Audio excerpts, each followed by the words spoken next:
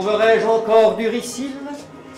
Mais oui, rassurez-vous, madame, il y a encore du ricil, le même cosmétique qu'avant la guerre, toujours à base d'huile de ricin, qui allonge les cils tout en les soignant. Demandez la rechange ricil et gardez votre brosse et votre glace, ces deux accessoires devenant de plus en plus difficiles à trouver à cause de la rareté des matières premières.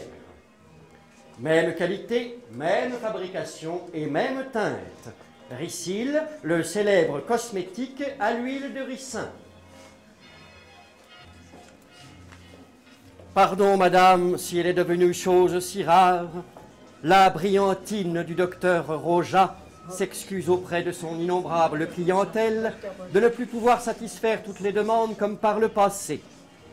Mais si elle devient plus rare, c'est toujours dans les mêmes flacons, la même brillantine extra fluide, composée de mêmes huiles irradiantes et récinées, qui venaient en temps de paix des pays d'outre-mer.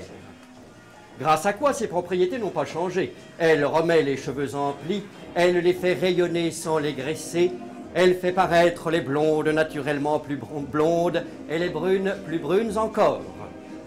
Pour permettre au plus grand nombre de clientes à continuer à employer la brillantine Roja, nous avons mis au point un système de répartition équitable entre les fournisseurs. Coiffeurs, parfumeurs ou pharmaciens, répartition proportionnelle à l'importance des commandes d'avant-guerre. Retenez votre flacon de Roja chez votre fournisseur, puis achetez-le quand vous verrez cette affichette en vitrine. La brillantine Roja est arrivée.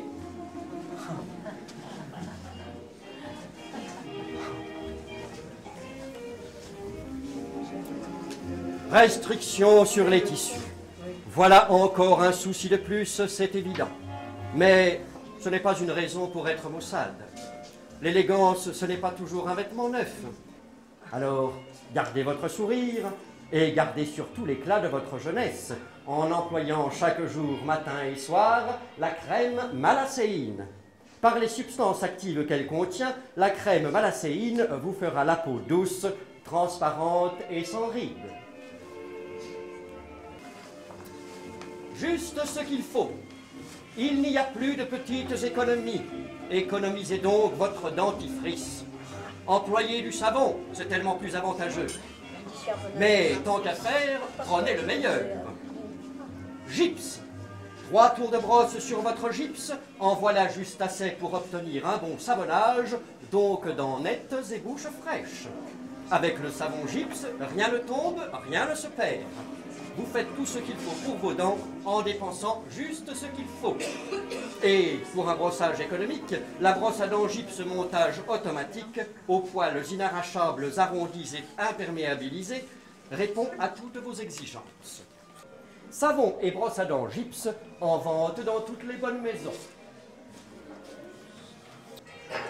Mesdames, ayez des seins sincères. Ne quittez pas votre beauté avec votre soutien-gorge. Quand on est habillé, passe encore. Le soutien-gorge peut faire illusion, à moins qu'il ne souligne. Dans l'intimité, plus moyen de tricher. Tout s'écroule et votre âge s'accuse. La femme a l'âge de ses seins. La déformation des seins vient du relâchement des tissus glandulaires, adipeux et conjonctifs, dont ils sont presque uniquement constitués. Alors les seins s'affaissent, même chez les femmes très jeunes. Ils deviennent flasques, tombants, perdent leur fermeté et leur charme. Des séances jusqu'ici irrémédiables. Calabusta agit naturellement. Le lait Calabusta à base de naxolite agit par voies extérieures directement sur les tissus glandulaires adipeux et conjonctifs. Il ranime et stimule la vitalité cellulaire. Il entretient par sa puissance tonique la persistance de l'élan vital en voie de ralentissement. Au premier contact, l'action du lait Calabusta se fait sentir. Un flot de fraîcheur et de bien-être redresse votre poitrine.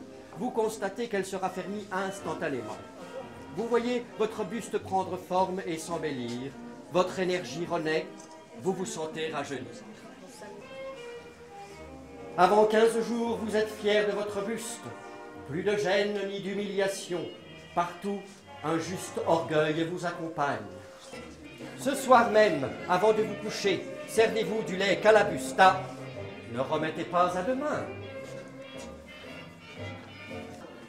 Comment l'organisme est fortifié? Par le principe actif de l'épinard.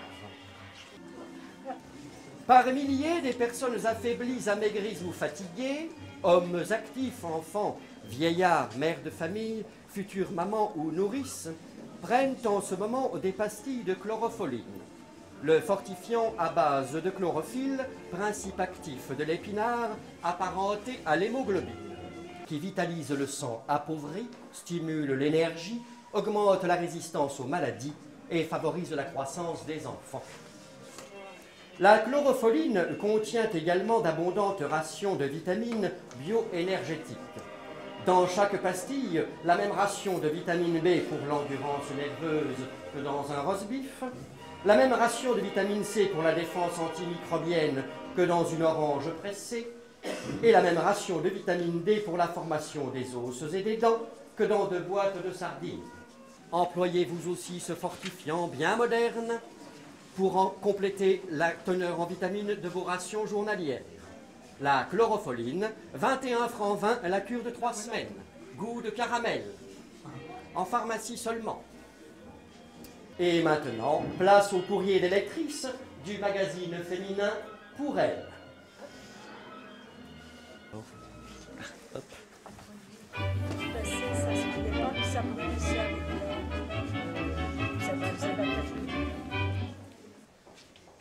Le courrier de Pour Elle, le 27 novembre 1940, Ariel écrit. Je suis marié avec un homme qui m'est supérieur de tout point. C'est pour cela que je l'aime. Je vais être obligé de recevoir ses amis qui sont comme lui. Et je voudrais me perfectionner. Petit ami, voulez-vous un très bon conseil? Vous serez obligé de recevoir des amis de votre mari. Laissez-les parler. C'est pour cela qu'ils se réunissent. Votre rôle à vous, qui nous dites être une parfaite maîtresse de maison, sera d'être la fée lumineuse et souriante qui s'ingéniera à leur préparer avec des moyens de fortune des repas délicats. Vous écouterez attentivement leurs propos sans jamais vous y mêler.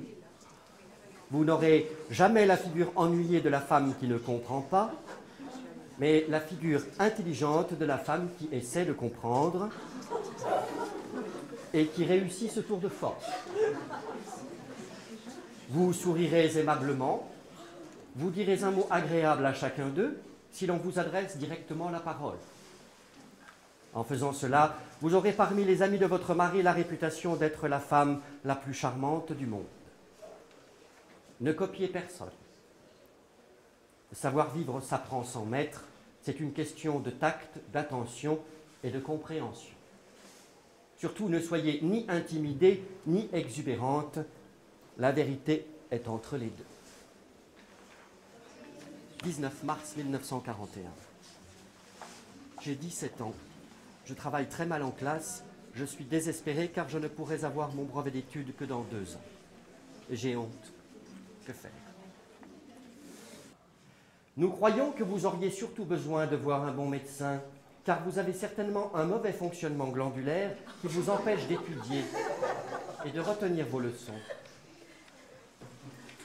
Il est des troubles endocriniens qui laissent aux enfants l'apparence de la bonne santé, alors qu'en réalité ils sont malades. Et c'est cette déficience qui rend nuls leurs efforts et leur bonne volonté.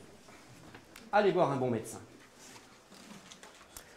Niquette curieuse demande si l'on peut manger sans danger les feuilles de rhubarbe. Non, il ne faut absolument pas consommer les feuilles de rhubarbe en raison des risques d'accidents mortels causés par l'acide oxalique qu'elles contiennent. D'ailleurs, chère petite Niquette, vous devez maintenant être renseignée puisque la radio et la presse ont fait une grande publicité aux constatations faites à ce sujet par la faculté de médecine.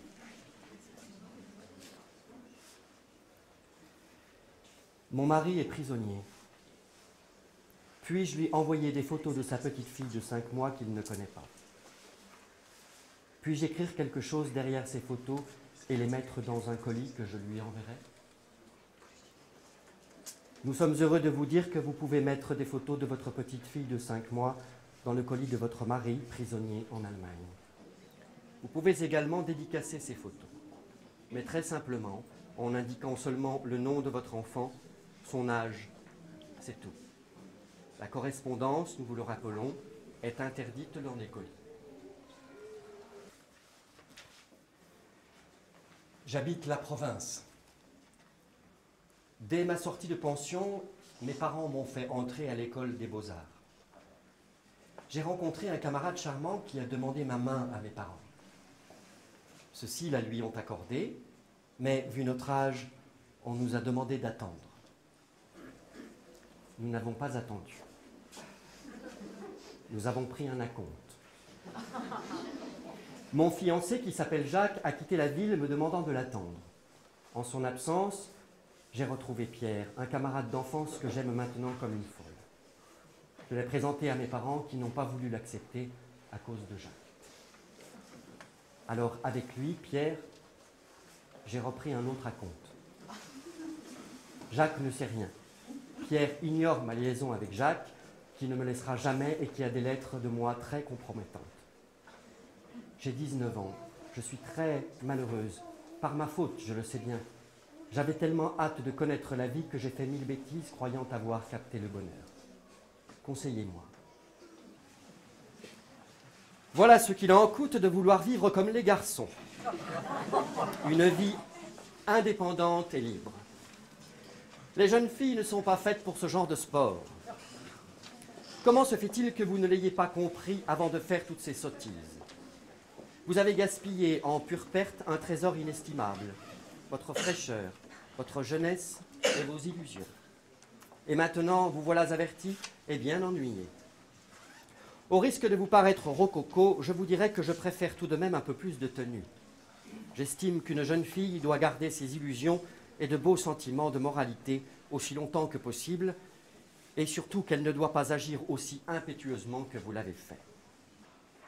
Maintenant, attendez. Vous ne pouvez rien faire d'autre. Peut-être que le destin complaisant renverra Jacques dans son pays et que des raisons majeures empêcheront votre mariage, puisque vous aimez Pierre. C'est ce que je vous souhaite. Mais tenez-vous-en là, c'est suffisant. Le 19 mars 1940, juste une réponse. Votre écriture est si laide qu'elle est tout simplement illisible. Ces hampes appuyées que vous faites au commencement des mots et à la fin ne militent pas en votre faveur. Je doute que vous trouviez une place d'employé de bureau avec une telle écriture qui, de tous les points de vue, dénote un orgueil outrancier et un fichu caractère. Dépêchez-vous de prendre des leçons de calligraphie. En modifiant votre écriture, vous modifierez ainsi votre allure générale et votre âme surtout, et vous trouverez l'emploi que vous souhaitez. Marguerite de Châtenay. Je suis mariée depuis 16 ans. Mon mari est gentil avec moi. Je l'aime un peu. J'aime un autre homme de 58 ans qui m'aimait beaucoup et qui a changé subitement depuis qu'il a pris une secrétaire très coquette de 27 ans. Je voudrais le reprendre, il est marié, mais sa femme est méchante avec lui. Ne me jugez pas sévèrement. Mon cœur est très malade. J'ai un gros effort à faire pour répondre à votre lettre qui me paraît un chef-d'œuvre d'inconscience. Je vous plains parce que vous souffrez, sans m'occuper de la raison de votre souffrance, parce que je ne puis vous donner aucun conseil, à vous, femme mariée à un homme qui vous aime, pour reprendre un homme marié qui ne vous aime plus. Je souhaite que vous trouviez en vous-même la force de réagir contre votre peine que vous avez vous-même créée. La vie est dure. Elle exige de nous des sacrifices d'orgueil, d'amour-propre et d'amour tout court. Sachez en faire un. Suze, désespérée. J'ai 22 ans, il en a 24. Nous nous connaissons depuis 4 ans et nous devions nous marier dès son retour. Il vient de rentrer et c'est vers une autre jeune fille de mes amis qu'il se dirige dans l'espoir de se marier avec elle. Que dois-je faire ? Si votre histoire pouvait servir d'exemple à la quantité innombrable de jeunes filles qui veulent se fiancer avec un jeune homme de moins de 20 ans, ce serait un vrai bonheur. Elles et vous avez tellement peur de rester vieilles filles que vous vous jetez littéralement sur le premier homme qui passe, et voilà le résultat. Des obligations militaires ou autres vous séparent, et quand vous vous retrouvez, l'un des deux a changé d'avis. C'est ce qui vient de vous arriver. Ce n'est pas irréparable. Vous souhaitez qu'il revienne vers vous? Eh bien, moi pas. Car il serait à craindre qu'il s'en aille plusieurs autres fois ailleurs. Vous êtes jeune, ne vous désespérez pas.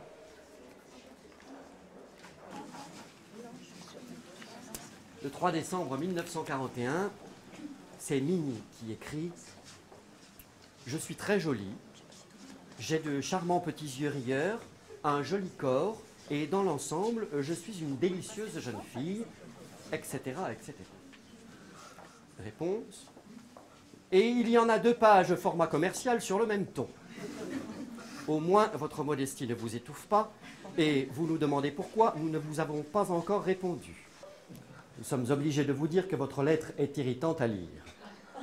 Tous les beaux garçons sont à vos pieds, et comme un de vos soupirants n'est pas beau, c'est celui-ci que vous avez choisi par contraste. Parce que, en revanche, il est grand, chic, gentil, travailleur, sérieux, et qu'il vous aime.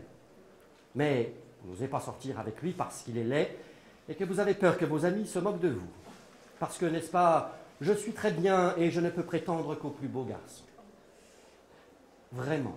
Votre inconscience et votre futilité nous désarment. Et quand nous pensons que vous êtes une future mère de famille, nous nous demandons avec effroi comment vous élèverez vos enfants.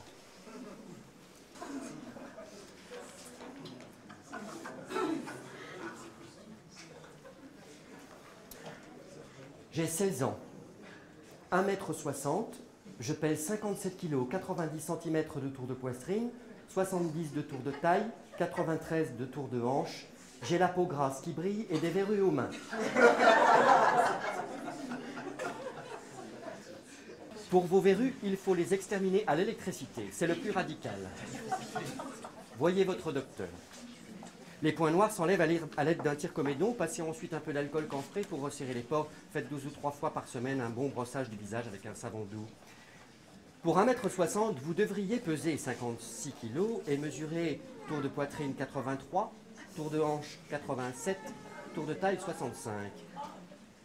Êtes-vous sûr de mesurer 1,60 m? Car d'après vos mesures, vous avez beaucoup de centimètres en trop de partout.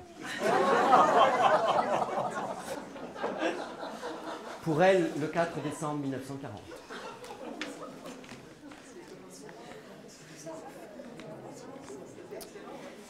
Et le 3 décembre 1941, un cœur en détresse écrit « Une ancienne collègue de mon mari, qui est instituteur, le poursuit depuis 5 ans de ses déclarations amoureuses. Depuis la guerre, elle avait perdu son adresse. Elle vient de la retrouver, et comme j'étais avec lui, j'ai eu connaissance de ses lettres, que mon mari m'a d'ailleurs remises, car cette correspondance l'ennuie. J'ai peur cependant qu'à force d'insister, elle finisse par détacher mon mari de moi et de ses enfants, et vous comprenez que je suis désolée et malheureuse. Je lui ai déjà écrit. Elle ne me répond pas, mais elle recommence auprès de mon mari. Que dois-je faire?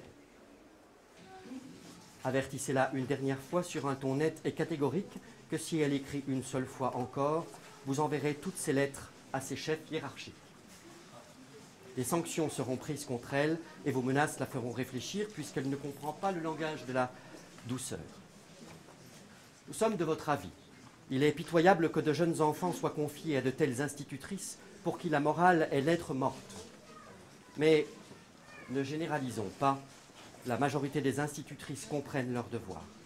C'est justement pourquoi, lorsqu'une brebis galeuse est dans une profession, il est urgent de la signaler pour qu'elle disparaisse.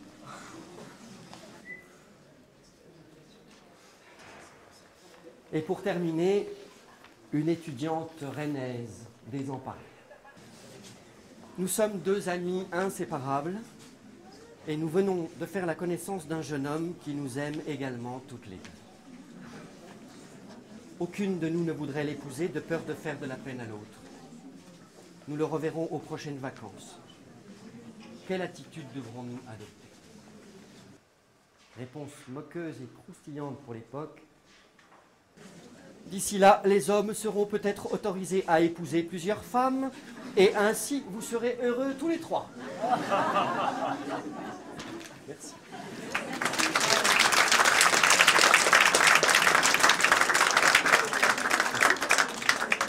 Voilà, je vous laisse continuer la visite.